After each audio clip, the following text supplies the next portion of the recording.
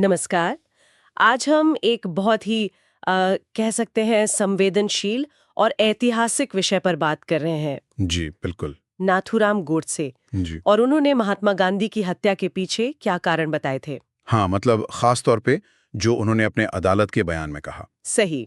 हमारी ये जो चर्चा है ये आधारित है उसी बयान पर, जैसा कि मैंने गांधी को क्यों मारा नाम के प्रकाशन में मिलता है। और उसके भी अंग्रेज़ी सारांश पर हम ख़ास ध्यान दे रहे हैं। बिल्कुल। और देखिए, हमारा उद्देश्य साफ है। हम सिर्फ गोडसे ने जो तर्क दिए उन्हें समझने की कोशिश कर रहे हैं। हाँ, जैसा उन्होंने पेश किया। कोई फैसला सुनाना या सही गलत ठहराना हमारा मकसद नहीं है। जी। ये विश्लेषण पूरी तरह से जो स्रोत हमें मिला है, उसी पर आधारित है। तो शुरू करते हैं। हाँ, तो सबसे पहले तो ये समझना होगा कि ये बयान गोडसे का अपना नज़रिया है। उनका पक्ष। हाँ, उनका पक्ष, जिसमें वो अपने किए को सही ठहराने की कोशिश करते हैं। और ये दस्तावेज भी जो स्रोत है, वो भी ये साफ करता है कि ये विचार उस वक्त की एक खास हिंदू राष्ट्रवादी सोच से निकले थे। और आज भी बहुत विवादास्पद है। बहुत ज्यादा। तो हम यहाँ सिर्फ वही बता रहे हैं जो उस बयान के सारांश में लिखा है, कोई अपनी तरफ से नहीं। बिल्कुल। निष्पक्ष होकर।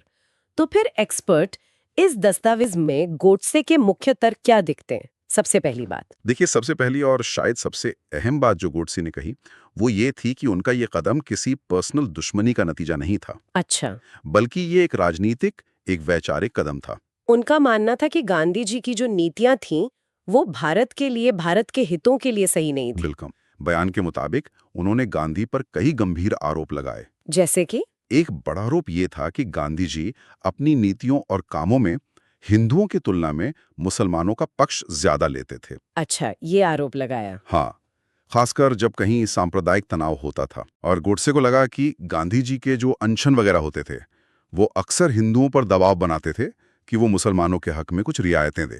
तो ये एक मुख्य बिंदु था उनके बयान का। जी। इसके अलावा वो विभाजन वाला मुद्दा भी तो था।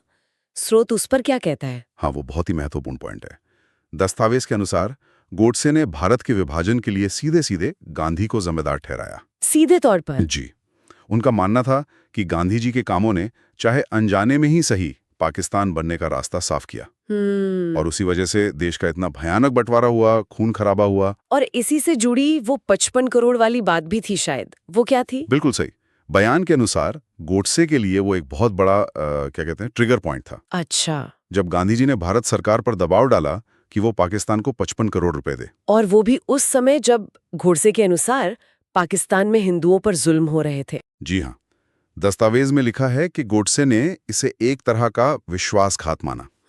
तो ये सारी चीजें उनके नजरिए से हिंदू हितों के खिलाफ थीं और देश की एकता के भी। तो क्या ये कहना ठीक होगा कि उनके बयान के केंद्र में हिंदू हित और राष्ट्र की एक खास सोच थी? उनके बयान के आधार पर हाँ, जैसा दस्तावेज में बताया गया है, गोडसे की सोच हिंदुत्व की विचारधारा पर आधारित थी। और उस विचारधारा के हिसाब से? उस समय के नजरिए से, जिसे वो तुष्टीकरण कहते थे। मतलब अल्पसंख्यकों को ज्यादा रियायत देना। हाँ, उनका मानना था कि ये चीज राष्ट्रीय एकता को और हिंदू समाज को कमजोर कर रही है। और गांधी जी की नीतियां इसी को बढ़ावा दे रही थी, ऐसा उनका तर्क था। जी, उनके बयान के अनुसार यही था। एक और बात जो बयान में आती है वो है गांधी जी का अहिंसा का सिद्धांत। उसको लेकर गोडसे का क्या नजरिया था? हाँ, वो भी एक अहम बिंदु है। गोडसे ने तर्क दिया, जैसा कि दस्तावेज में लिखा है, कि गांधी जी का जो पूर्ण अहिंसा का सिद्धांत है, वो प्रैक्टिकल नहीं है, अव्यावहारिक है। अच्छा, क्यों? उनका मानना था कि एक नया नया आजाद हुआ देश जो चारों तरफ से खतरों से घिरा हो, उसके लिए ऐसी नीति खतरनाक साबित हो सकती है।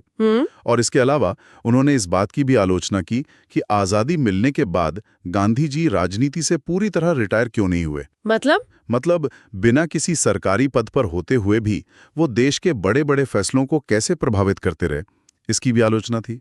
तो अगर हम संक्षेप में देखें गोडसे के बयान के मुख्य बिंदु, जैसा स्रोत में है, गांधी पर मुस्लिम तुष्टीकरण का आरोप, हाँ, विभाजन के लिए जिम्मेदारी, जी, पाकिस्तान को 55 करोड़ देने का विरोध, बिल्कुल, अहिंसा की नीति की आलोचना, हाँ, और गांधी का राजनीति से रिटायर न होकर प्रभाव बनाए रखना। जी हाँ, मोटे तौर पर यही मुख्य तर्क उनके बयान में सामने आते हैं। और जैसा कि स्रोत सामग्री, वो दस्तावेज खुद कहता है, ये प्रकाशन और इसमें दिए गए विचार बहुत ज्यादा विवादास्पद हैं, जिन्हें बड़े पैमाने पर नकारा गया है, निंदा की गई है। बिल्कुल। हमारा काम यहाँ सिर्फ जानकारी देना था जो स्रोत में है, बस। तो इस पूरी बातचीत का सार क्या निकलता है?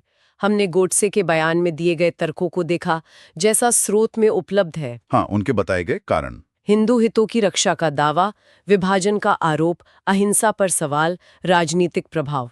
ये सिर्फ उनके बताए इरादों का एक लेखा-जोखा था। जी, और यहाँ एक सोचने वाली बात उभरती है जिस पर श्रोता खुद भी विचार कर सकते हैं। क्या? देखिए, गोडसे ने अपने काम को राजनीतिक बताया, व्यक्तिगत नहीं।